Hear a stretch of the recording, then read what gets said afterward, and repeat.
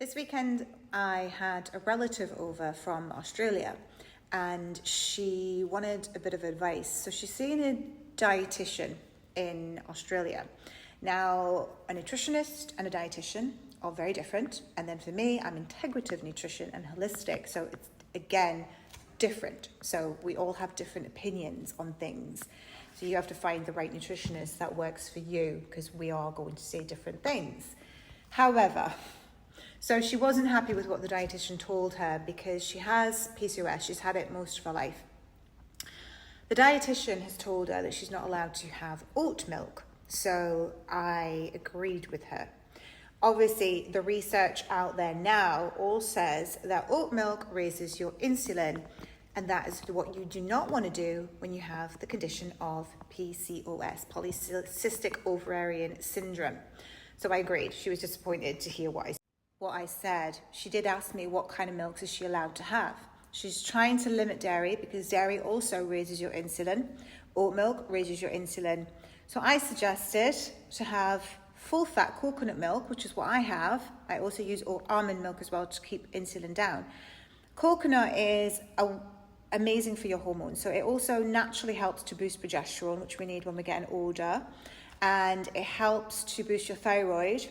This is coconut. And it helps to keep your insulin a little bit more stable as well. So coconut milk is one of them that I use every day on my morning oats, because oats themselves, if you get whole grain rolled oats, that is, do not buy processed oats because they raise your insulin, but the whole grain with the fiber intact help with your gut health. So they feed your microbiome, so they are good.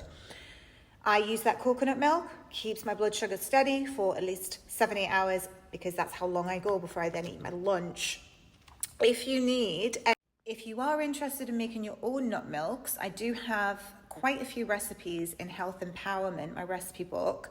There is hemp seed milk, there is hazelnut, there is cashew nut milk, there is almond milk. There's quite a few milks in there to make if you're interested in doing it yourself. That is in there. I'll maybe share it with you later on socials in the recipe book, how many I've got there, because I can't remember how many I put, but they're there. Mega easy to do. But if you are wanting to just purchase, I would say, coconut milk or almond milk if you don't want to make them yourself, fair enough. Just avoid those hidden ingredients like rapeseed oil, which is in Oatly, the brand of oat milk that you want to avoid that spike of your insulin.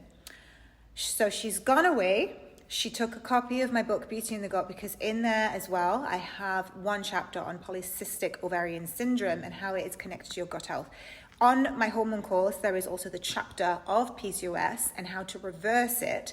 You have the video content from me in that chapter, and you also have the downloadable PDF ebook in the chapter on reversing PCOS.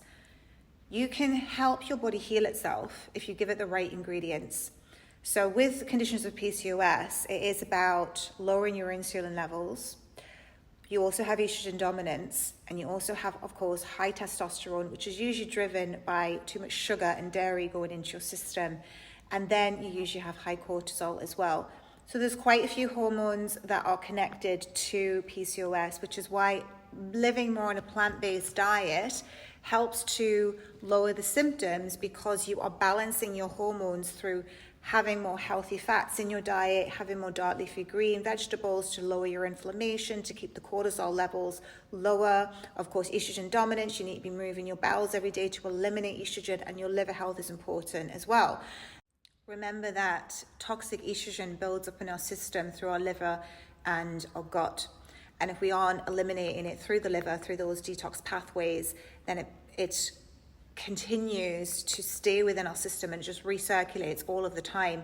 And unfortunately, we can't get rid of the conditions of PCOS and fibroids and cysts, etc., and other hormone-related estrogen-dominant conditions unless we work on our liver detox pathways, which is in my hormone course, how to do it, and also your gut detox pathways, which you can read about in Beauty and the Gut. I do dive deeper into it, into the hormone course that is out on my website, should you be interested in learning through my online course. So it's a no on the Oatly, but she was very disappointed to hear, unfortunately. So I heard the big sigh of, disappointed, because she wanted to have it. Oh, sorry, it raises and spikes your insulin. So if you're interested in learning more, head to my website where my books and courses are, and let me know. So let me know if you are an Oatly lover or any other type of oat milk, because you do need to avoid it for your insulin. Insulin is one of those hormones that can, of course, it gives you type 2 diabetes, PCOS, but it is also the driver to cancer as well. So we need to keep a check on insulin. It is also the fat storing hormone. And usually with conditions like me, I've had radioactive iodine, which put my body into a low thyroid state. Because of low thyroid, you often have higher insulin. So it is constantly keeping an eye on your insulin levels, avoiding the sugar, avoiding the dairy, anything that's going to spike that insulin, because you're building a body that may develop cancer, or you have estrogen dominance, or you have PCOS, or you have diabetes, etc. Plant-based food really helps to keep that blood sugar down because it is more fiber. So fiber helps to lower your insulin too, as well as those healthy fats. And just to finish with the plant-based foods, just to clarify, this is not about processed plant food, because that is toxic to your body as well. Anything that is plant-based needs to be organic, fruits and vegetables, herbs, spices, the fiber intact, so that you are lowering inflammation, you are cleansing your liver, you are detoxifying your gut microbiome is healthy, because you need the fiber to feed your probiotics, that good bacteria.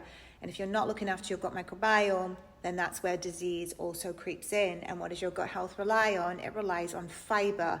So if you're not eating fiber, enough of it, which the majority of people today are focused more around protein, you need to be consuming more fiber in your diet. If you are new to gut health, my book Beauty in the Gut is there to read. If you're interested in learning more about how to heal the gut, and if you need recipe ideas, Health Empowerment is also there. Check them out on my website.